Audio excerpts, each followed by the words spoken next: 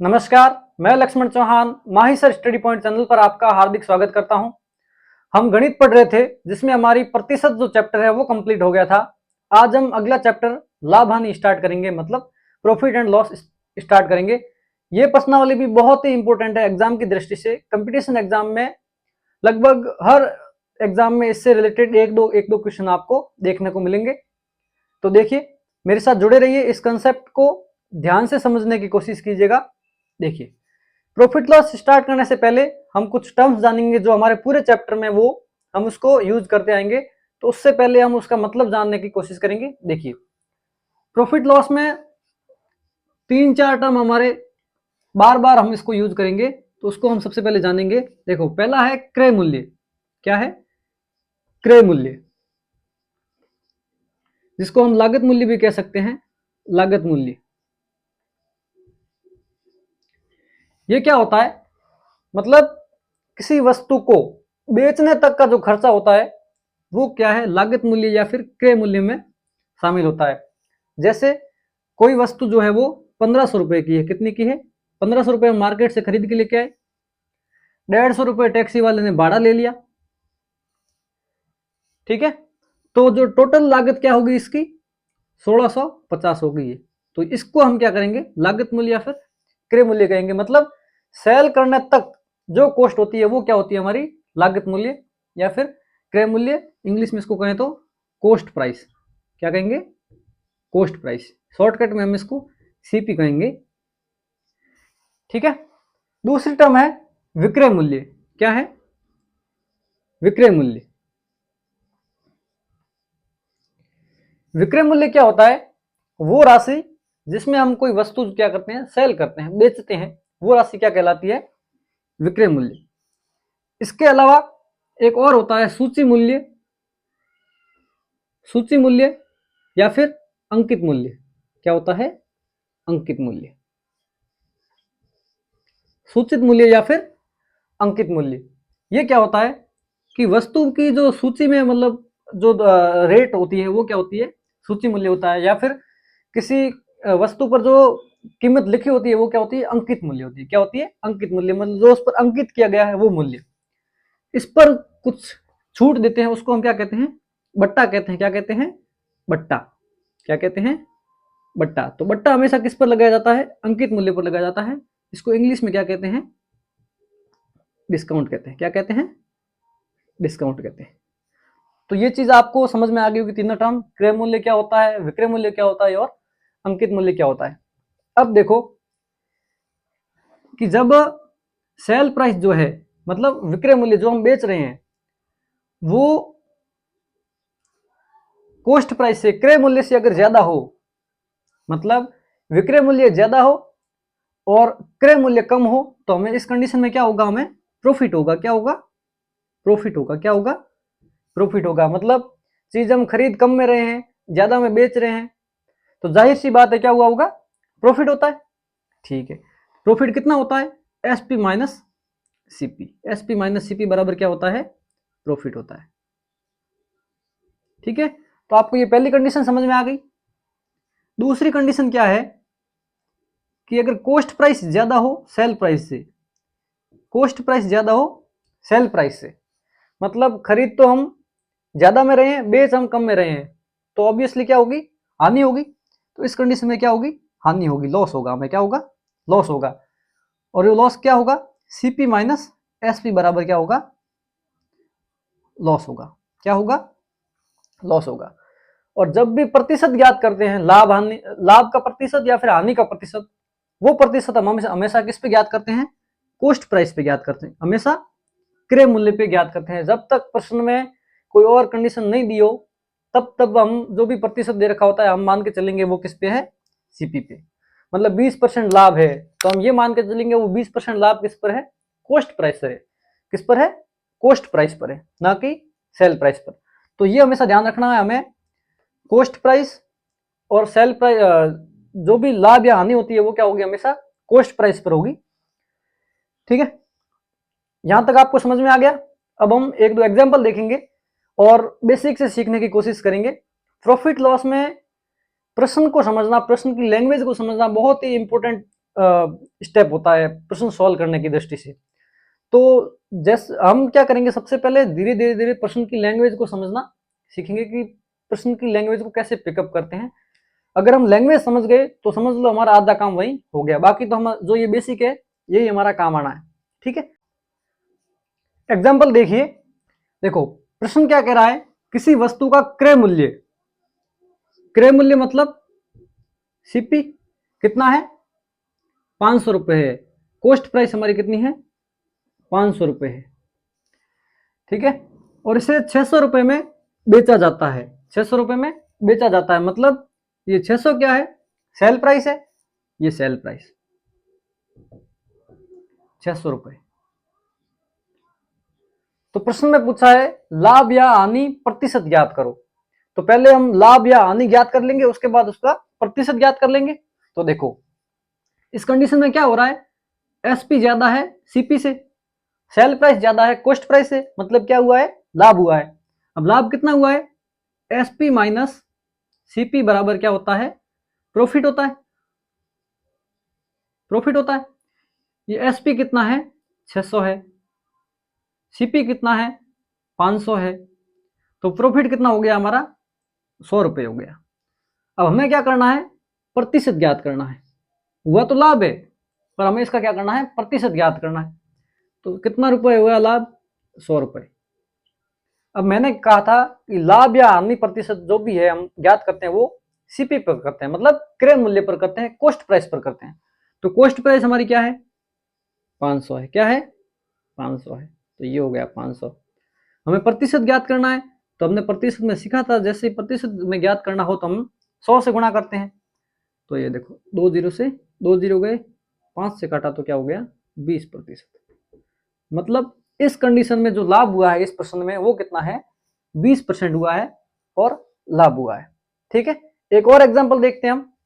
प्रश्न क्या कह रहा है, एक आदमी एक खिलौने को, एक खिलौना जो है वो 25 रुपए में खरीद कर, मतलब खिलौना 25 रुपए में खरीद रहा है, तो खिलौने की जो कॉस्ट प्राइस है वो क्या होगी, 25 रुपए, क्या है, 25 रुपए है। 30 रुपए में बेचता है, कितने में बेचता है, 30 रुपए में बेचता है, तो सेल प्राइस क्या होगी इसकी, क्या होगी, 30 रुपए होगी, क्या होगी, 30 रुपए होगी। अब हमें क्या करना है, लाभ प्रतिशत ज्ञात करना है। क्या ज्ञात करना है, लाभ प्रतिशत ज्ञात करना है। 25 में खरीदता है, 30 में बेचता है, तो लाभ कितने का हुआ है, 5 रुपए का।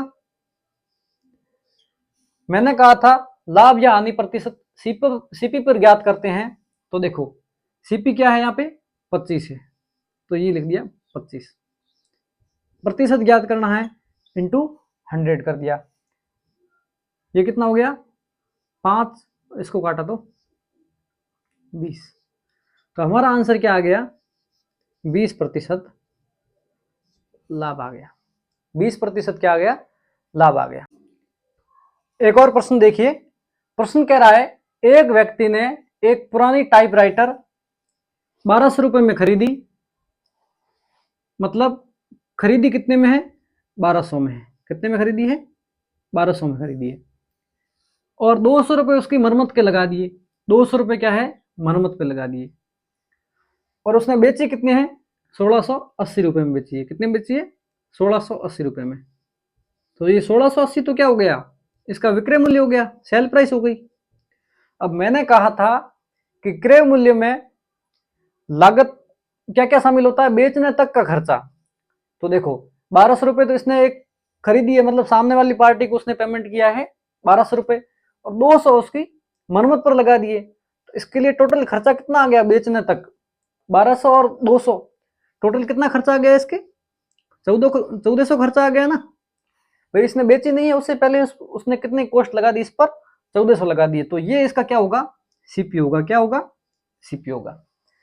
अब देखो 1680 क्या है, एसपी है, 1400 क्या है, सीपी है, ज्यादा कौन सा है, एसपी है, मतलब सेल प्राइस ज्यादा है, तो क्या हुआ होगा, लाभ हुआ होगा। अब लाभ क्या होता है, sale price minus cost price, मतलब 1680 माइनस 1400, ये क्या आ जाएगा, लाभ आएगा, प्रॉफिट आएगा। कितना आ गया ये, 280 रुपए, 280 रुपए। 280 रुपये क्या हुआ है, लाभ हुआ है। पर हमें किसमें पूछा है, लाभ प्रतिशत पूछा है। क्या पूछा है, लाभ प्रतिशत पूछा है। तो लाभ कितना हुआ, 280 पे। लाभ और हानि प्रतिशत हम किस पर ज्ञात करते हैं, तो टोटल कॉस्ट प्राइस पर ज्ञात करते हैं। कॉस्ट प्राइस कितनी है, 1400 है। कितनी है, 1400 है। हमें प्रतिशत में चाहिए, तो ये हमने 100 से गुणा कर दिया।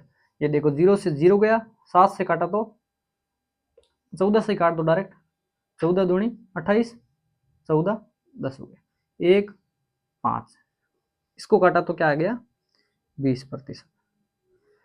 मतलब उसको क्या हुआ है, 20% का क्या है, लाभ हुआ है। 20% का क्या हुआ है, लाभ हुआ है। अगला प्रश्न देखिए।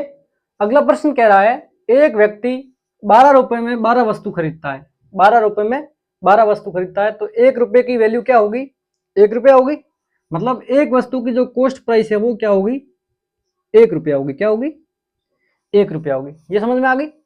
देखो नेक्स्ट क्या कह रहा है प्रश्न, उन्हें 1.25 रुपए, 1.25 रुपए, 1 रुपए 25 पैसे में प्रति वस्तु, मतलब प्रत्येक वस्तु 1 रुपया 25 पैसे में बेच देता है। तो सेल प्राइस क्या होगी एक वस्तु की, सेल प्राइस क्या होगी एक वस्तु की, 1.25 रुपए। ये समझ में आ गया। सेल प्राइस है 1.25 रुपए, कॉस्ट प्राइस है, कॉस्ट प्राइस कितनी है, 1 रुपया है। तो ये सेल प्राइस ज्यादा है, तो क्या हुआ होगा, लाभ हुआ है। लाभ कितना हुआ है, 25 पैसे का हुआ है, मतलब 0.25 रुपए का हुआ है। ठीक है, हमें क्या करना है, लाभ प्रतिशत ज्ञात करना है। क्या करना है, लाभ प्रतिशत ज्ञात करना है।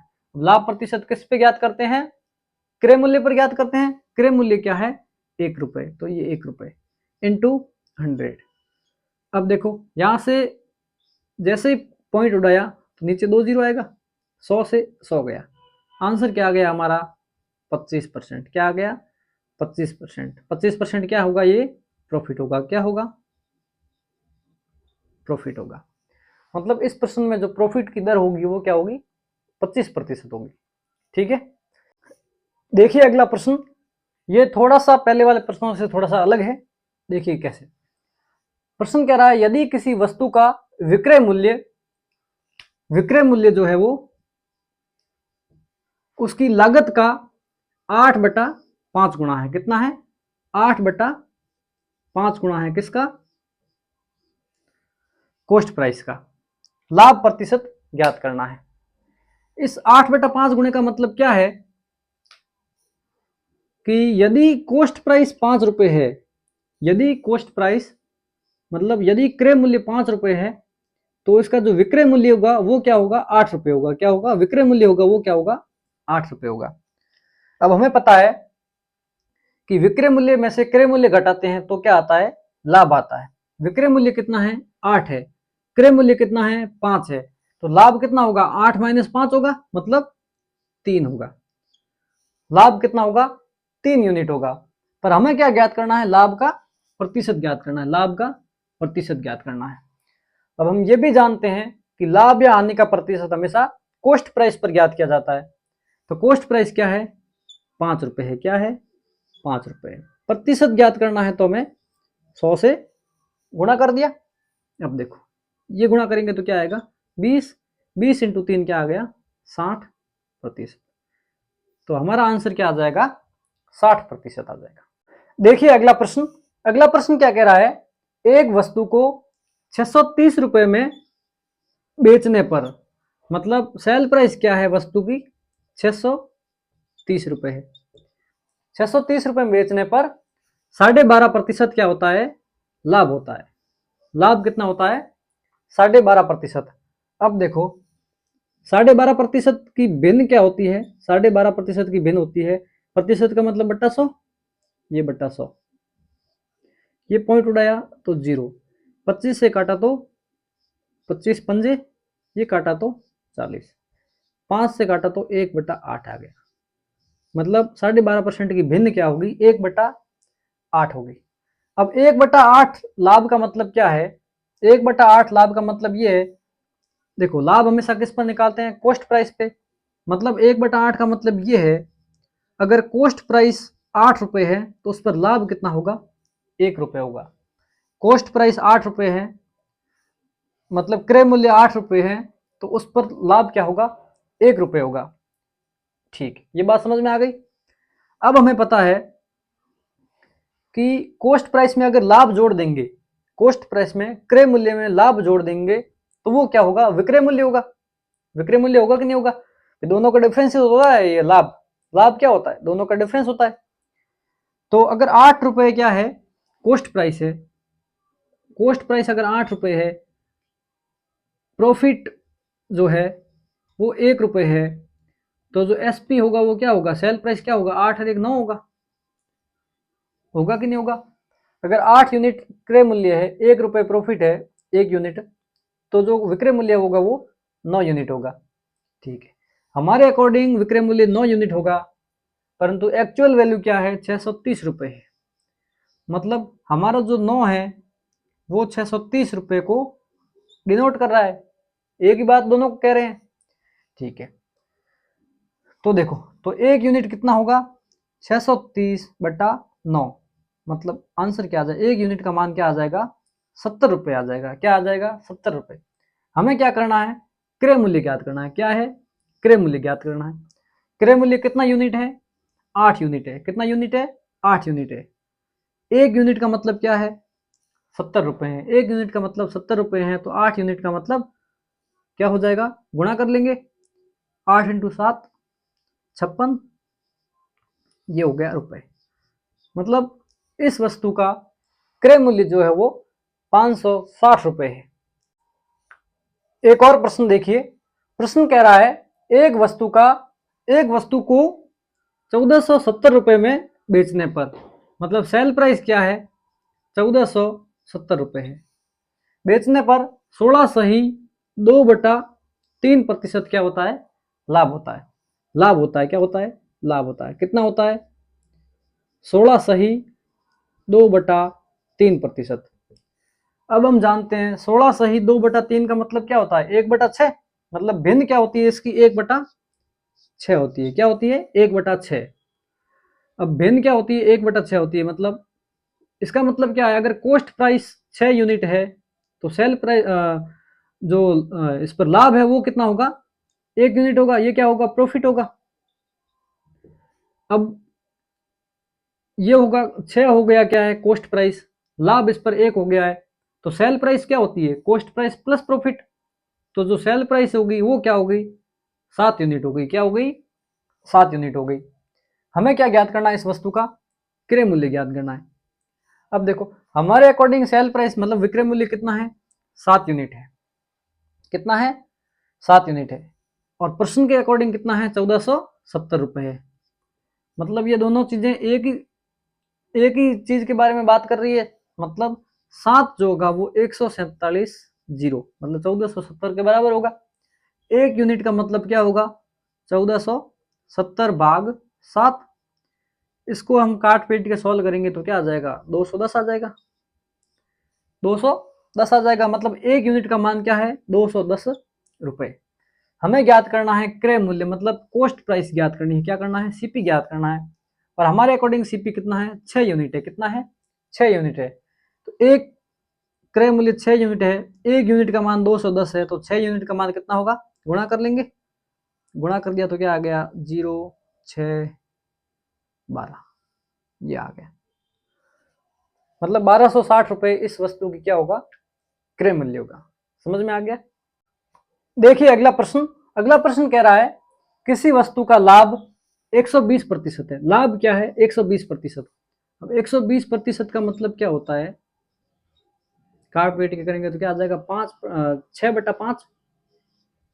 6/5 का मतलब क्या होता है, अगर कॉस्ट प्राइस 5 रुपये है तो उस पर प्रॉफिट क्या होगा, 5 रुपये पर प्रॉफिट क्या होगा, 6 रुपये होगा। 120% का मतलब यही है, कॉस्ट प्राइस अगर 5 रुपये है तो उस पर प्रॉफिट होगा वो 6 रुपये होगा।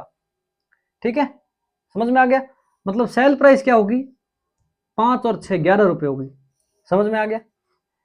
कॉस्ट प्राइस प्लस प्रॉफिट होगा वो, अगर क्या होगा, सेल प्राइस विक्रय मूल्य होगा। अब प्रश्न क्या कह रहा है, क्रय मूल्य में क्या है, 10% वृद्धि हो जाती है। क्रय मूल्य में 10% वृद्धि हो जाती है। पहले हम देखते हैं कि सेल प्राइस और कॉस्ट प्राइस और सेल प्राइस का जो रेशियो है क्या है, 5:11 है, 5:11 है। ठीक है, अब रेशियो ही है तो मैं क्या करता हूँ, यहाँ पे रेशियो है तो क्या मैं 2 जीरो दोनों तरफ लगा लेता हूँ। मैं 500 और 1100 ले लेता हूँ, इसको 500 और 1100 ले लेता हूँ, कोई दिक्कत नहीं है। रेशियो है, वापस कट जाएंगे, रेशियो वही आना है, 5:11। ठीक है, अब क्या कह रहा है, क्रय मूल्य जो है वो 10% बढ़ जाता है। अब 500 का 10% कितना होता है, ये 500, इसका 10% कितना होता है, 5 × 10 50, मतलब कितना होता है 50। अब क्रय मूल्य 500 है, उस पर 50 और बढ़ जाए तो क्रय मूल्य क्या हो जाएगा, 550 हो जाएगा। पर विक्रय मूल्य समान रहे, विक्रय मूल्य वो कब हो रहे, विक्रय मूल्य क्या रहे, 1100 ही रहे। तो अब हमारा रेशियो क्या हो जाएगा, क्रय मूल्य और विक्रय मूल्य का, 11 से काटा तो 5, 11 से काटा तो 10, 1:2 हो जाएगा। क्या हो जाएगा, 1:2 हो जाएगा। मतलब अगर कॉस्ट प्राइस 1 रुपया है तो सेल प्राइस क्या हो जाएगी, जस्ट उसकी डबल 2 रुपये हो जाएगी। हमें पूछा क्या है, लाभ प्रतिशत ज्ञात करना है, लाभ प्रतिशत ज्ञात करना है। तो अब देखो लाभ क्या होता है, लाभ होता है एसपी माइनस सीपी। एसपी कितना है 2, सीपी कितना है 1, तो हमारा लाभ क्या आ गया, 1 यूनिट आ गया। लाभ कितना आ गया, 1 यूनिट आ गया। प्रतिशत ज्ञात करना है तो प्रतिशत हम किस पे ज्ञात करते हैं, कॉस्ट प्राइस पे, क्रय मूल्य पे ज्ञात करते हैं। तो क्रय मूल्य भी कितना है, 1 है। ठीक है, हमें प्रतिशत ज्ञात करना है तो गुणा कर लेंगे 100 से, तो ये क्या आ गया, 100 आ गया। कितना आ गया, 100%। मतलब जो लाभ होगा वो क्या हो जाएगा, 100% हो जाएगा। 100% क्या होगा, लाभ होगा। समझ में आ गया। तो उम्मीद करता हूं आपको आज की क्लास समझ में आई होगी। ये प्रश्नावली एग्जाम की दृष्टि से बहुत ही महत्वपूर्ण है, इसलिए आप इस प्रश्नावली के प्रश्नों को ढंग से कीजिएगा। मैंने जितने भी प्रश्न कराए हैं उससे रिलेटेड आपको जहां भी प्रश्न मिलते हैं वो सॉल्व कीजिएगा। और अगर कोई भी डाउट हो तो कमेंट बॉक्स में ज़रूर बताइएगा, मैं आपके उन डाउट्स को क्लियर करने की कोशिश करूंगा। यदि आपको हमारी क्लास अच्छी लगी हो, बेनिफिशियल लगी हो, तो अपने दोस्तों के साथ में शेयर ज़रूर करिएगा। हमारे चैनल को सब्सक्राइब करना ना भूलें। धन्यवाद।